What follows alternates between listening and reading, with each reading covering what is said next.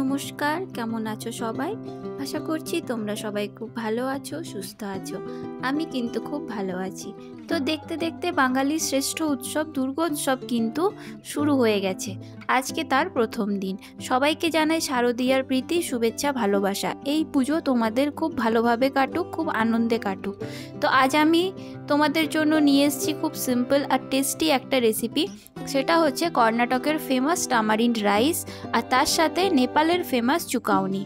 তো পুজোর দিনে তো আমরা সবাই কম বেশি ঘুরতেই ভালোবাসি, রান্নার ঝামেলা খুব একটা রাখতে চাই না। সেই জন্য এই দুটো রান্না তোমরা বাড়িতে ট্রাই করতেই পারো। টাইম একদমই কম লাগবে, তার সাথে খেতেও কিন্তু দুর্দান্ত, আর পুজোর দিনগুলোতে তোমরা এনজয়ও করতে পারবে। চলো দেখে নিই এই রান্নাগুলো বানাতে কি কি লাগবে। তো টামারিন্ড রাইস বানানোর জন্য আমার লাগছে কিছুটা পরিমাণ ধনে, কিছুটা পরিমাণ চানার ডাল, মেথি, লাগছে বিউলির ডাল, কারি পাতা, তার সাথে লাগছে কাশ্মীরি লঙ্কা, তার সাথে লাগছে বাদাম, বাদামটাকে আমি একটু ভেজে নিয়েছি, তার সাথে একটা শুকনো লঙ্কা, আর লাগছে একটুখানি তেঁতুল। তো এই হচ্ছে উপকরণ। আর এর সাথে মেন যে আইটেম লাগে সেটা হচ্ছে ভাত। ভাতটা যদি আগের দিন রাতের হয় বা বাসি ভাত হয় তাহলে কিন্তু খুব ভালো হয়, বা তোমরা গরম ভাতেও এটা বানাতে পারো। তো গরম ভাত করলে চেষ্টা করবে 80% ভাতটাকে সেদ্ধ করার। একটা শুকনো কড়াই আমি এখানে গরম করেছি, তাতে দিয়ে দিলাম ধনে, শুকনো লঙ্কা, ছোলার ডাল, আর দিয়ে দিলাম একটুখানি মেথি।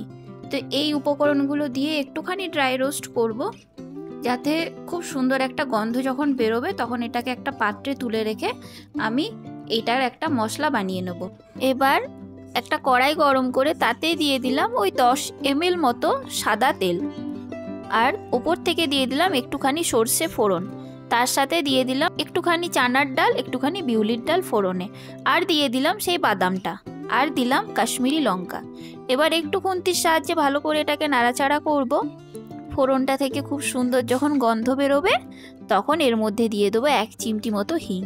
হিং দিলে যে কোনো রান্নারই গন্ধ ভালো হয়, সেটা তো তোমরা সবাই জানো। একটু যখন ভাজা ভাজা হয়ে গেল, ওপর থেকে দিলাম 1 চামচ হলুদ গুঁড়ো, 1 চামচ কাশ্মীরি লঙ্কার গুঁড়ো, আর 1/2 চামচ জিরের গুঁড়ো। মশলাগুলো খুব ভালো করে আমাকে কষাতে হবে। যখন মশলা থেকে কাঁচা গন্ধ চলে যাবে তখন আমি ওপর থেকে কারি পাতাগুলো দিয়ে দিলাম। কারি পাতার নিজস্ব একটা কিন্তু খুব মিষ্টি একটা গন্ধ আছে। কারি পাতা দিয়েও কিছুক্ষণ নাড়াচাড়া করবো 6 সেকেন্ড। তারপরে তেঁতুল যেটা নিয়েছিলাম সেটার আমি কাত করে নিয়েছিলাম, সেই তেঁতুলের কাতটা কিন্তু অ্যাড করে দিলাম। তেঁতুলের কাত দিয়ে একটু খুব ভালো করে মিশিয়ে নাড়াচাড়া করতে হবে, কারণ তেঁতুলটাতেই স্বাদ আনবে। আর যেহেতু টক তাই নুনটা একটু বেশি লাগবে, আমি এখানে প্রায় 1.5 চামচ মতো নুন দিলাম। আর টক ভাবটাকে ব্যালেন্স করার জন্য একটুখানি চিনি দিলাম, ওই ছোটো চামচের 1/2 চামচ মতো। চিনিটা অপশনাল। খুব ভালো করে যে এই জিনিসটাকে ফোটাতে হবে, ফুটিয়ে এলে দেখবে জলটা মরে ঠিক এরকম দেখতে হবে, তখন ওপর থেকে ওই যে ভাতটাকে রেখেছিলাম সেই ভাতটা দিয়ে দিতে হবে। ভাত দেওয়ার সাথে সাথেই মশলার সাথে ভাতটাকে খুব ভালো করে মিশিয়ে নিতে হবে। তবে যারা গরম ভাতে এই রান্নাটা করবে তারা কিন্তু ভাতটাকে অবশ্যই ঠান্ডা করে নেবে, কারণ ভাত যদি গরম থাকে তাহলে কিন্তু এটা ঘেঁটে যাওয়ার সম্ভাবনা থাকে, এই ঝুরঝুরে ভাবটা আর হয় না। তো আমি যে ওই মশলাটা গুঁড়িয়ে রেখেছিলাম সেই মশলাটা দিয়ে দিলাম ওপরে ছড়িয়ে। এরপর একটু খুন্তি দিয়ে খুব ভালো করে নাড়াচাড়া করব। আর টামারিন্ড রাইস কিন্তু আমার অনেকটাই তৈরি হয়ে গেছে। খুব ভালো করে নাড়াচাড়া করতে হবে এটাকে, যেন মশলাগুলো খুব ভালো করে ভাতের ওই চালগুলোর মধ্যে মিশে যায়, আমরা যখন খাবো তখন যেন মুখে না লাগে।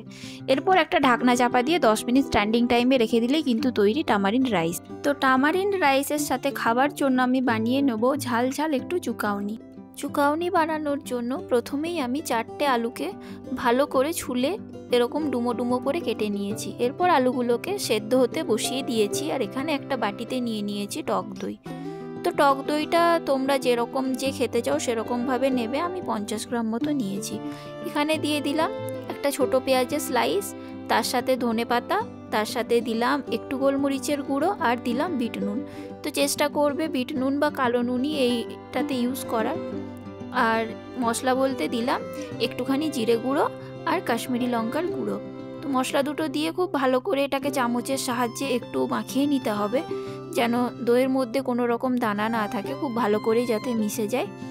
তো এটাকে একটু ওই 5-6 মিনিট মতো কিন্তু মাখাতে হবে। তো ততক্ষণে দেখো আমার আলুগুলো সেদ্ধ হয়ে গেছে। আর আলুগুলোকে আমি এরকম ছোট ছোট পিস করে কেটে নিয়েছি, সাথে কুচিয়ে নিয়েছি একটা কাঁচা লঙ্কা।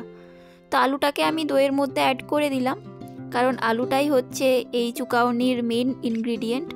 কারণ চুকাউনি হচ্ছে একটা স্যালাড বেসিক্যালি, তো এটা ওই টক দই, সেদ্ধ আলু আর পেঁয়াজের একটা স্যালাড। তো অনেকেই এটাতে শসা অ্যাড করে, তো আমি আজকে আর শসাটা অ্যাড করিনি। তো আলু দেওয়ার পরেও খুব ভালো করে আলুর সাথে দইটাকে মাখিয়ে নেবো, যেন দইটা খুব ভালো করে আলুর সাথে মিশে যায়। আর একটা তড়কা প্যান গরম করে তাতে দিলাম একটুখানি সর্ষের তেল, ওই 1 চামচ মতো সর্ষের তেল। ফোড়নে দিলাম একটু সর্ষে, হিং আর কাঁচা লঙ্কা। তারপরে দিয়ে দিলাম একটুখানি হলুদ গুঁড়ো আর দিলাম ওপর থেকে একটুখানি কাসুরি মেথি।